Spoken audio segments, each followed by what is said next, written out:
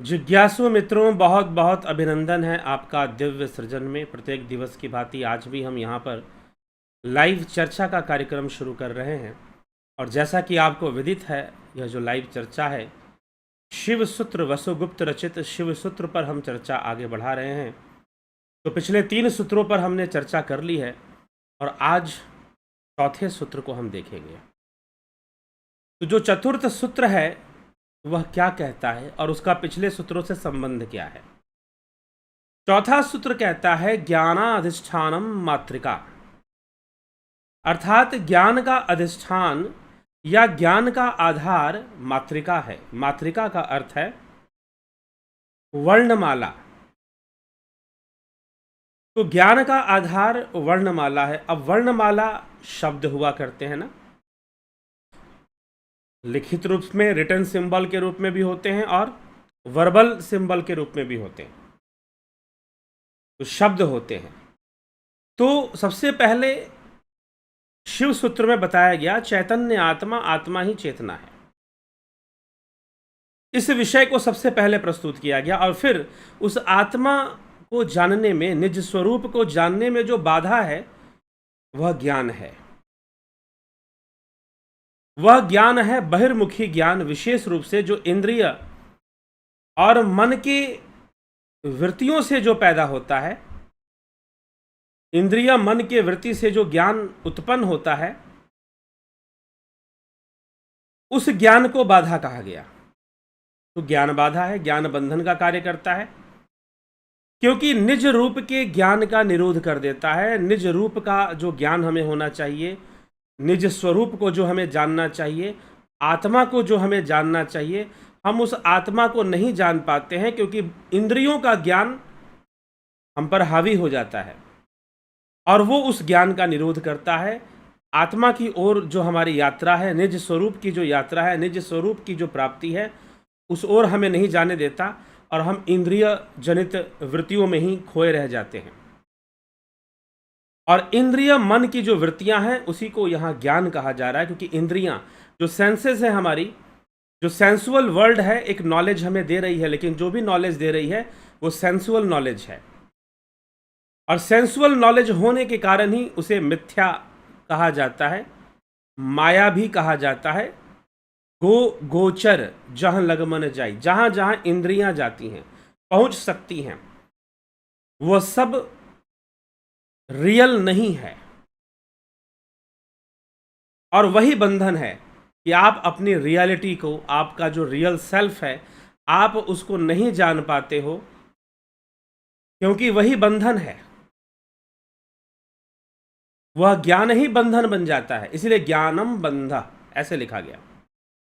फिर इस ज्ञान का जो बंधन है वो किस रूप में हमें बांधता है, तो योनि, कला और शरीर के रूप में हमें बांधता है। योनि, कला और शरीर के रूप में हमें बांधकर योनि, कला और शरीर के द्वारा आत्मा का निरोध हो जाता है। यह भी हमने सुन लिया, इस पे भी हमने चर्चा कर लिया कल। अब कि ये जो अज्ञान, ये जो ज्ञान है, जो इंद्रिय ज्ञान है, जो सेंसुअल नॉलेजेस जो हमने लिए हैं वर्ल्ड के, क्योंकि हर नॉलेज अकॉर्डिंग टू सेंसेस है। आपका हर परसेप्शन सेंसुअल है, डिपेंड ऑन सेंसेस। तो इसीलिए, और सेंसेस में अगर चेंजेस आएंगी तो नॉलेज में भी चेंज आ जाएगी। अगर आपके जो टेस्ट ग्लैंड्स हैं जिह्वा में, जीभ में, टंग में, अगर वो खराब हो जाए तो वो रियल जो टेस्ट है वो नहीं ले पाएगी। अब आप कहोगे रियल टेस्ट को नहीं ले पाएगी, रियल टेस्ट तो नामक कोई चीज ही नहीं है, क्योंकि ये टेस्ट ग्लैंड जो टेस्ट ले सकती हैं वही टेस्ट ये लेती हैं।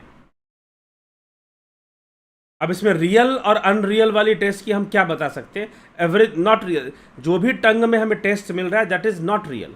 हाँ, हम अपने रियलिटी का चेकअप कहां से करते हैं? दूसरे लोगों से। हाँ भाई, तुम्हें टेस्टी लग रहा है क्या?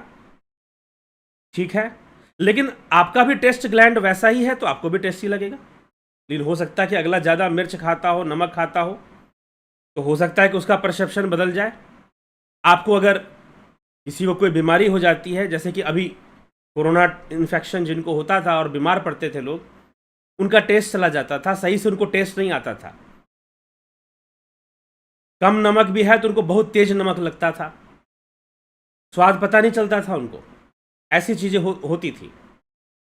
तो उसमें टेस्ट ग्लैंड्स भी तो एक क्या चीज़ है, वो कोशिकाओं से बना हुआ एक ग्लैंड है, सेल से बना हुआ, जिसके मीडियम से हमारा ब्रेन जो है कुछ चीज़ों को परसीव कर रहा है। लेकिन वो रियल नहीं है। रियल इसलिए नहीं है क्योंकि डिपेंड्स ऑन फिजिकल स्टेबिलिटी। अगर उस फिजिकलिटी में कुछ चेंजेस आ जाए, टेस्ट ग्लैंड में कुछ चेंजेस आ जाए, तो वो टेस्ट लेगा ही नहीं, वो टेस्ट फिर लेगा ही नहीं, स्वाद आएगा ही नहीं आपको उस चीज़ का। अगर मीठे का स्वाद लेने वाले जो हमारे टंग में जो ग्लैंड्स, अगर वो खराब हो जाए तो वो मीठे का, आप मीठा खाओगे तो भी टेस्ट नहीं आएगा। इट मीन्स कि जो भी परसेप्शन आपका इस सेंसुअल वर्ल्ड में है due to senses and in the limitation of senses, ठीक है, हमारा बाह्य, हमारा जो व्यवहारिक जगत है, जो सेंसुअल वर्ल्ड है, उसमें काम करने के लिए हमें सपोर्ट कर रहा है, क्योंकि everyone has the same type of senses. कोई एक्स्ट्रा ऑर्डिनरी सेंसुअल पावर का व्यक्ति आ जाएगा तो उसके साथ हम नहीं इंटरेक्ट कर पाएंगे। हम उन्हीं लोगों के बीच में रह रहे हैं जो हमारे जैसे ही क्वालिटी रखते हैं सेंसुअल परसेप्शन की। अब आंखें हैं, स्पेरिकल आइज है, आउल की जो आइज है वो सिलेंड्रिकल है, उसके अंदर इमेज फॉर्मेशन अलग हो जाएगा, आपके अंदर इमेज फॉर्मेशन अलग हो जाएगा। जो बैट्स है, जो चमगादड़ होते हैं, वो क्या करते हैं, वो आपके अल्ट्रासोनिक वेव्स के थ्रू भी इमेज फॉर्मेशन कर लेते हैं, साउंड वेव्स के थ्रू। तो नेचुरली उनका इमेज फॉर्मेशन अलग होगा, हाँ, लेकिन परफेक्ट बहुत होता है, परफेक्ट होता है। एक चमगादड़ उड़ेगा, आपके कान के पास से गुजर जाएगा, लेकिन आपसे टकराएगा नहीं जल्दी,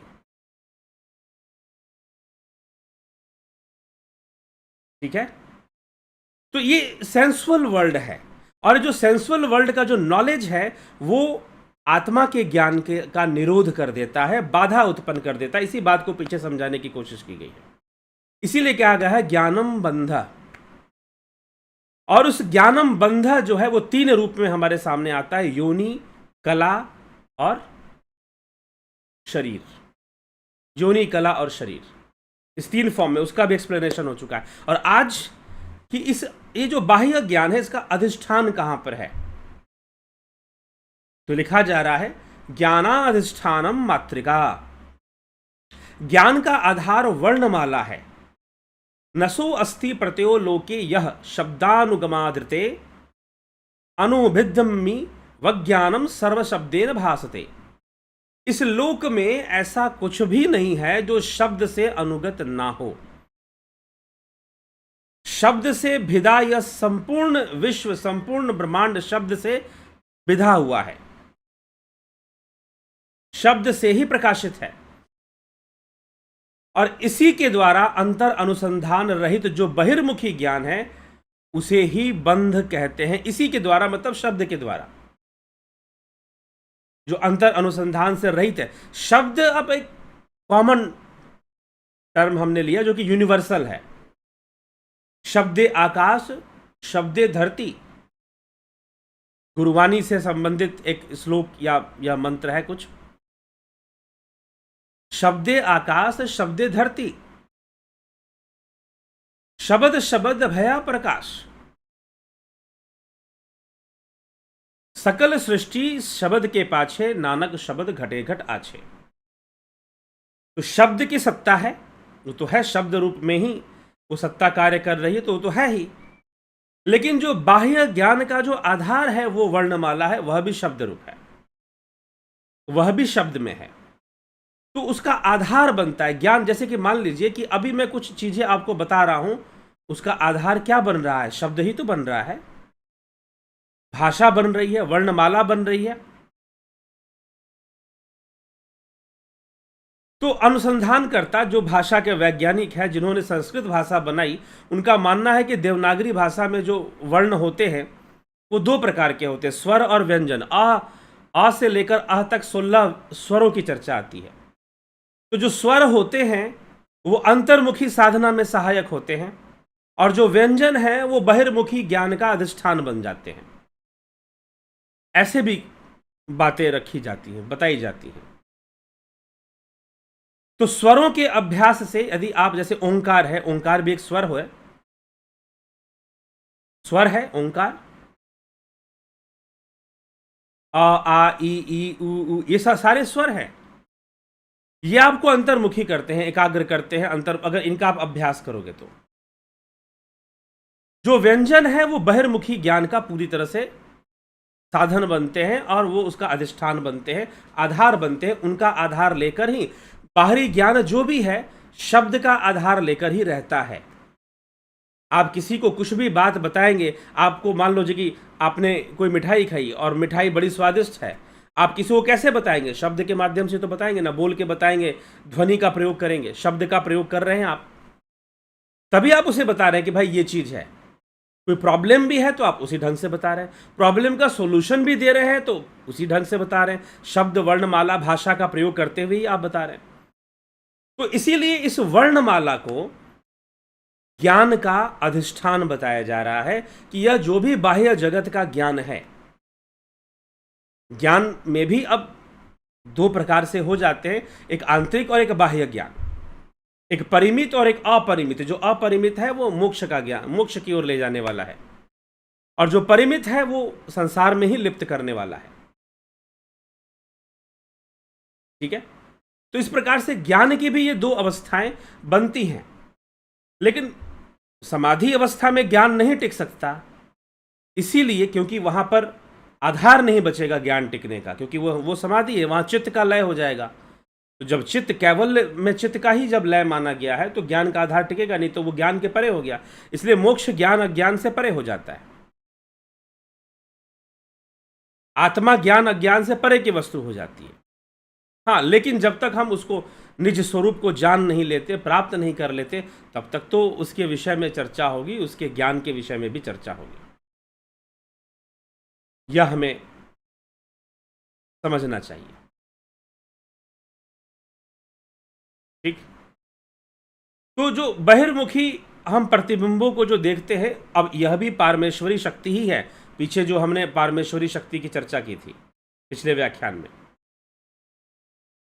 तो पारमेश्वरी शक्ति जो कि वामारूपिणी है, वही बाह्य शब्द है। बाहरी ज्ञान के जो शब्द हैं उसके लिए वो हमें उसमें जो लिप्त करती है। तो पारमेश्वरी शक्ति के ही बहिर्मुखी प्रतिबिंबों को हम देखते हैं इन वर्णमाला के माध्यम से, जो उसकी ज्ञान दृष्टि के सामने पृथ्वी तत्व से लेकर शक्ति तत्व तक के रूपों में अविकल्प भाव से ही चमक उठती है। मतलब विकल्प और अविकल्प दोनों ही भावों में उस शब्द की सत्ता दिखाई देती है,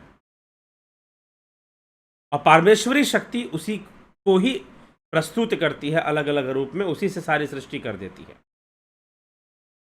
तो शब्द के महत्व को तो आकार आदि वर्ण ही माया की भूमिका में व्यवहारिक शब्दों के रूप को अनंत प्रकार से धारण करते हैं, और मायिक जीवों के व्यवहारिक ज्ञान के अभिन्न अंग बनकर उनके बंधन स्वरूप विकल्प ज्ञान के साधन बन जाते हैं। मतलब कि जो वर्ण है, वर्णमालाएं हैं, ये बाहरी ज्ञान के विकल्प के रूप में, विकल्प ज्ञान का साधन के रूप में आ जाते हैं। इसलिए इनको आधार बोला गया कि बाह्य ज्ञान का ये आधार है, आवरण को आधार प्रदान करता है।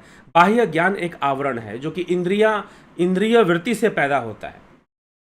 इंद्रिय वृत्ति मतलब इंद्रियां जो देखती हैं, अनुभव करती हैं, उनसे जो वृत्तियां पैदा हो रही हैं, उनसे जो वेव्स क्रिएट हो रहे हैं। सपोज आपने कुछ देखा, आपने कोई वस्तु, सुंदर वस्तु देखी, आपके मन में एक वेव क्रिएट हो गया उस सुंदर वस्तु को देखकर। आपने कुछ डरावना देख लिया तो उसने भी एक तरंग पैदा कर दी। तो इन सब का आधार वर्णमाला देता है। इसीलिए यहां पर लिखा गया कि ज्ञानम अधिष्ठान मात्रिका, कि ज्ञान का जो अधिष्ठान है, मात्रिका शब्द का अर्थ यहां वर्णमाला से है, ज्ञान का अधिष्ठान वर्णमाला में है, यह समझाने की कोशिश की जा रही है। तो वर्णमाला जो है बंधनात्मक जो व्यवहारिक विकल्प ज्ञान है उसका अधिष्ठान बनता है। ठीक। लेकिन आत्मा से बाहर एक और चीज है कि आत्मा से बाहर कोई विद्या नहीं होती, ना अविद्या ना वासना, कुछ भी नहीं होता है। तो इस वर्णमाला को भी शिव रूप माना गया है। यह भी क्योंकि शिव सूत्र में सब कुछ ही शिव माना गया है। माया को भी शिव माना, माया इसलिए माया जैसी किसी अलग वस्तु की चर्चा यहां पर नहीं होती। हां, शिव और शक्ति की बात होती है। तो शक्ति भी शिव ही है, शक्ति को भी शिव ही माना गया है, तो सब कुछ शिव ही कहा गया है। तो इसीलिए आत्मा से बाहर कोई अविद्या या कोई वासना या कोई बाह्य आवरण नहीं होता है, ये ध्यान रखिएगा। आत्मा से अलग नहीं है। जो आत्मा में ही बाधक बन रहा है वो आत्मा से अलग नहीं है। ध्यान, ये छोटा सा पॉइंट है, यह जिसे हम बार बार कह रहे हैं कि ज्ञान बंधन है। यह जो ज्ञान बंधन है यह भी आत्मा से अलग नहीं है, लेकिन यही आत्मा की अभिव्यक्ति आत्मा के लिए ही बंधन बन रही है, मतलब निज स्वरूप तक पहुंचने में हमें रोक रही है। ठीक है। और जीवत्व भाव बना हुआ है, आणव भाव बना हुआ है, आणविता बनी हुई है। आणव मतलब कि अणु, अणु मतलब जीव है। यहां पर शिव सूत्र में जो चर्चा चलती है, अणु, अणु का तात्पर्य यहां पर इस तरह से लिया गया है, इकाई के रूप में लिया गया, एक यूनिट के रूप में लिया गया है। ठीक। तो आणव भाव जो है वह जीव ही आणव रूप है, तो इसीलिए उसके लिए बंधन बन जाता है ज्ञान। यद्यपि जितने भी चीजें हैं उस आत्मा के अंदर ही हैं, अविद्या, ज्ञान, अज्ञान, सब कुछ। लेकिन यह बाह्य ज्ञान जो है, बाह्य ज्ञान का जो विषय है, बाधा बन जाता है। जो इंद्रिय वृत्तियों से जो ज्ञान प्राप्त हो रहा है वो सब के सब बाधा ही बनती हैं उस आत्मज्ञान, उस आत्मा तक पहुंचने में। और इस संपूर्ण बाह्य और इंद्रिय वृत्तियों का जो ज्ञान है उसका जो अधिष्ठान है वो वर्णमाला है। अर्थात जो शब्द जिसके द्वारा हम अभिव्यक्ति करते हैं ज्ञान की। अभी मैं आप कुछ आपको बता रहा हूं तो वर्णमाला के माध्यम से ही तो बता रहा हूं, और कैसे बता रहा हूं। इसीलिए उसका अधिष्ठान वर्णमाला को यहां पर कहते हुए यहां पर लिखा जा रहा है। तो ये एक रहस्य यहां प्रकट किया जा रहा है। तो ये ज्ञान का अधिष्ठान कहने का मतलब ये है। तो है सब कुछ आत्मा के ही भीतर। आत्मा से बाह्य कोई भी अविद्या, वासना आदि वस्तु उसका अधिष्ठान नहीं बनती है। यह शब्द जो है, यह वर्णमाला जो है, तो यह बंधन भी परमेश्वर जो शिव है, शिव से ही सब कुछ उत्पन्न है। तो मातृका के ऐसे वास्तविक तत्व को जानने और ना जानने वाले प्राणियों के लिए जो वर्णमाला है उसको समझने, इस प्रकार से समझना, और ना समझने वाले प्राणियों के लिए एकमात्र वही मोक्षात्मक परिपूर्ण ज्ञान और बंधनात्मक अपरिपूर्ण ज्ञान का अधिष्ठान बन जाती है। दोनों का ही अधिष्ठान बन जाती है। मोक्ष हेतु, अंतर्ज्ञान हेतु जो हम साधना करते हैं वहां भी शब्द जो है आधार बनता है, यहां भी शब्द आधार बनता है, बाह्य लोक में भी शब्द आधार बनता है। भीतर जब हम चले जाते हैं, साधना करते हैं, ध्यान योग करते हैं, तो वहां भी हम शब्द, प्रणव भी एक शब्द है, ओंकार भी एक शब्द है, सोहंग भी एक शब्द है जो रेचक और पूरक के साथ चल रहा है, स और ह की हंसा ध्वनि जो चल रही है वो भी एक शब्द है। और उसी के माध्यम से जीव जो है, साधक जो है, योगी जो है, अंतर्मुखी हो जाता है और वहां पर नाद से जुड़ जाता है। नाद भी शब्द है और वो नाद ही उसे शब्दातीत अवस्था में ले जाता है। शब्दातीत अवस्था मतलब भावातीत अवस्था, शून्य में लेके चला जाता है। वो शून्य भी एक शब्द, निशब्द होकर भी शब्द है, अर्थात वहां कुछ भी नहीं है, वह भावातीत अवस्था में। और वो भावातीत अवस्था ही आत्मा है। आत्मा है, वह शब्दातीत अवस्था हो जाता है, तर्कातीत हो जाता है। तो वो नाद भी एक शब्द है, उस शब्द के माध्यम से हम लीन होते हैं, समाधि में, शून्य में पहुंचते हैं। नाद माध्यम बन जाता है। नाद ध्यान, जिसको ध्यान योग के कोर्स में यह नाद ध्यान सिखाया जाता है। ध्यान योग के कोर्स में यह नाद ध्यान बताया जाता है कि आप कैसे बेहतर नाद ध्यान करो और कैसे आप अंतर्मुखी होकर ध्यान में उतरो, अपने जीवन को आनंदित करो और आपके आनंद से दूसरे भी लाभान्वित होकर आनंदित हो सके। ठीक है, तो ये शब्द और वर्णमाला के रहस्य को समझाते हुए ये बातें बताने का कि इसलिए कहा गया ज्ञानम अधिष्ठानम मात्रिका, कि ज्ञान का जो अधिष्ठान है वो वर्णमाला है, उसी के माध्यम से सारा ज्ञान का प्रपंच और व्यापार चलता है। व्यापार, जो ज्ञान का व्यापार है, जो व्यवहारिकता में चलता है, वो वर्णमाला के आधार पर ही चलता है। इसीलिए ज्ञानम अधिष्ठानम मात्रिका, ज्ञान अधिष्ठानम मात्रिका इस प्रकार से लिखा गया चौथे सूत्र के अंतर्गत। तो इस तरह से हमको यह समझना चाहिए और समझकर हमको इसका आधार कि वर्ण, ये बताने की आवश्यकता इसलिए पड़ती है। एक और बात, ये प्रश्न उठ सकता है कि बताने की क्या आवश्यकता है कि अधिष्ठान वर्णमाला है। जी हाँ, क्योंकि फिर वर्णमाला ही अंतर्मुखी होने का साधन बनेगा, ध्यान का साधन बनता है और फिर हम अंतर्मुखी होते हैं और उस वर्णमाला से मुक्त हो जाते हैं। जो ज्ञान का अधिष्ठान है उससे मुक्त होकर हम शब्दातीत अवस्था में जाकर हम जो है शून्य में स्थित हो जाते हैं, परमात्मा में, आत्मा में स्थित हो जाते हैं, निज स्वरूप में स्थित हो जाते हैं, इस तरह से कहा जाता है। तो चलिए ठीक है, यहीं पर विराम देते हैं।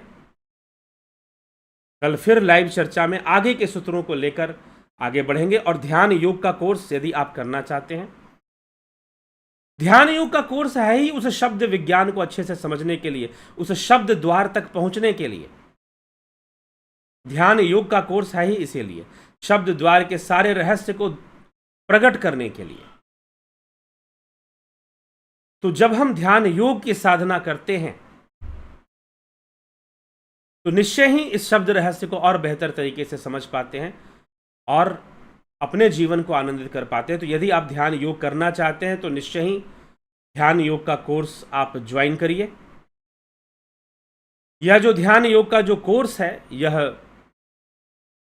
ऑनलाइन माध्यम से ही अभी चल रहा है, आप इसका लाभ उठा सकते हैं। 1 महीने का ये कोर्स है, आप ऑनलाइन माध्यम से इसका लाभ उठाइए और निश्चय ही ये आपकी सहायता करता है भावातीत अवस्था में पहुंचने में, शब्दातीत अवस्था में पहुंचने में